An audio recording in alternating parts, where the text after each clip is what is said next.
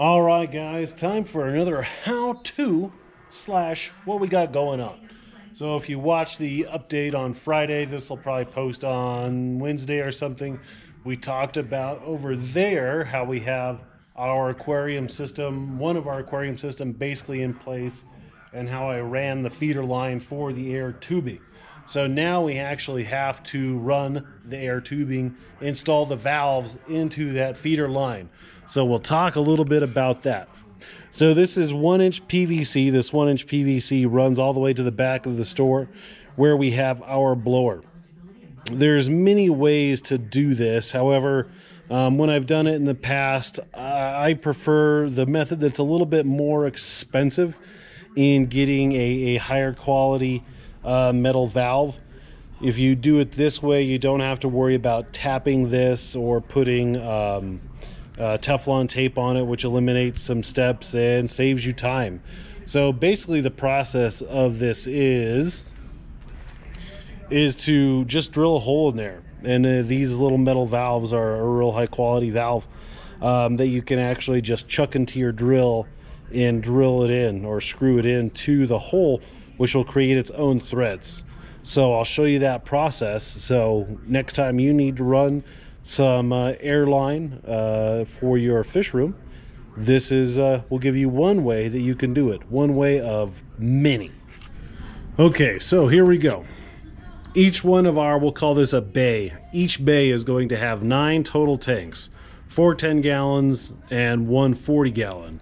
However, I'm going to go ahead and drill and install 10 valves per bay. So with 9 bays, that's going to be 90 valves that are going to be installed. I'm going to have 2 valves just in case we have an issue with one, we have an extra, or if we want to put 2 sponge filters down into our 40 gallon tank. So you can see up here, I've already gone ahead and done the first one.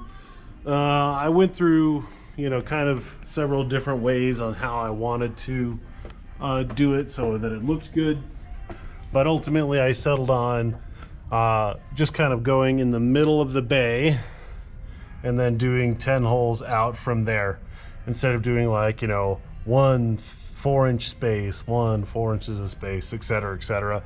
I think just 10 roughly in the middle will do fine. So let me move my ladder and we'll show you how to do it. Okay guys, now what we need to do, got the camera all set up. So, right about here or so is the center. So I have figured it out that my preferred spacing in between these is roughly 1.5 inches. So it's extremely simple. You just take your Sharpie marker, and then again, this is just a full-on eyeball. There's nothing precise or exact about that. And I make, I want the hole to be at the apex of the PVC, and then we're going to go, 1.5 inches from that. And again, this is all eyeball. So 1.5 inches, 1.5 inches, 1.5 inches, and 1.5 inches. And then we'll go the other direction. So that's 5 holes there, and I need 4 holes this way. So 1, 2, 3, and then I don't want to be right up against this strap, so I'm going to add another one this way, which is here. So there's 10 little marks. I don't think you can probably see them on the camera, but you'll take my word for it, they are there. So next, you take your drill and the appropriate size drill bit, which I happen to have in my pocket, and you chuck that up into your drill. So if in the off chance you can see these, you can see that they're kind of all over the place. I pick one kind of right in the middle to make my mark on where I think the bottom of the PVC pipe is, and then we go from there. PVC pipe is really easy to work with, really easy to drill into, so it's a fairly fast process.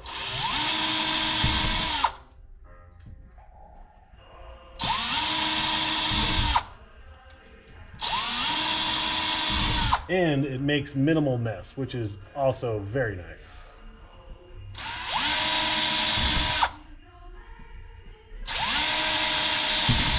One thing that I've always got in the habit of doing is before I drill my last hole, I count them. 1, 2, 3, 4, 5, 6, 7, 8, 9. So there we go.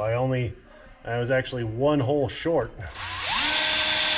But what I'm trying to avoid is having 1 hole's too many, because you can always drill another hole, which you can't do. I mean, you can, but it's not visually appealing to plug the hole. So 1, 2, 6, 7, 8, 9. So we need 1 more hole marked out.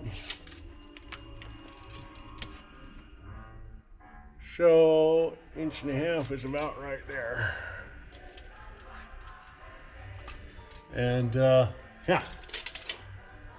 So we'll drill this last hole here.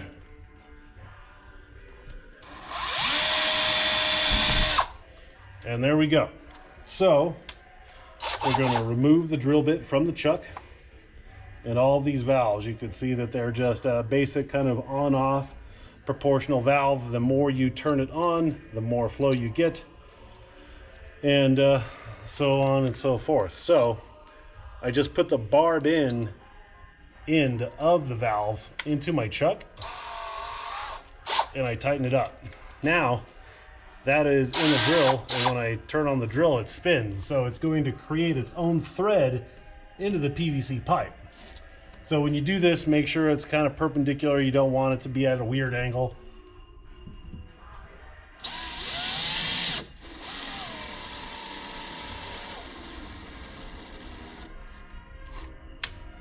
You can go fast initially, but towards the end, slow down. You don't want to over tighten it and strip out your thread. So that's 1 down. And I don't really worry about them being totally straight right at this point, because I'll come back and I'll fine tune them here in a minute. So we'll continue to do that.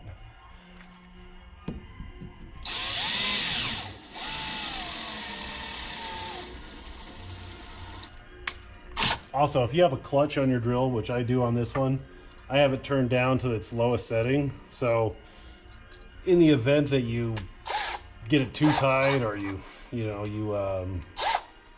I don't know, whatever. I lied. I had my clutch on wrong. Whoopsies. So there we go. So if you hit something hard, it'll stop, and it's not going to force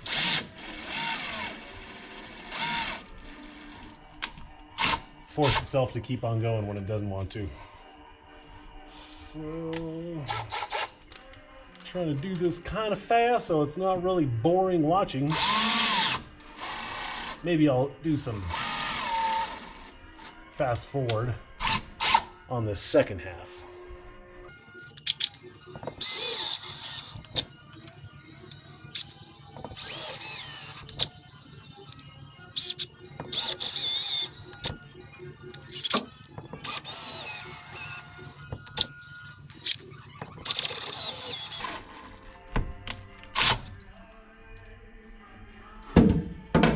So that's all 10 of them up and installed. Oops. So now what I want to do is I want to make them kind of straight. So I turn the valves to the off position to get them out of the way of chucking into the drill itself, because right now I want them all parallel with one another and they're kind of this way and that. So just by hand, I'll go through, and this also gives me an opportunity to make sure that I tighten them enough, which all these are nice and tight. Just making sure they're straight. And there we go. The last two, the ends I turn off because those are the extras. Actually, just one of them is the extra, so I'll turn off that one. I'll leave this one on. Then once that's done, all you have to do is plug in your airline, run it down into your sponge filter. Typically what I'll do is I'll bring it down, I'll put a little S loop in it and back down into the tank, because you always want to have a little extra. There's nothing more frustrating than kind of, you know, go to get your filter where you want it to be, and it's just, you know, a little too short. So rather than have it be, you know, just kind of right on the area of where it's enough, have a little extra. It doesn't look that that unattractive to have a little drip loop in there. And there you go. So now I've got 2 of these done. I'll set it up in hyperlapse mode. We'll go ahead and we'll do the remaining 7.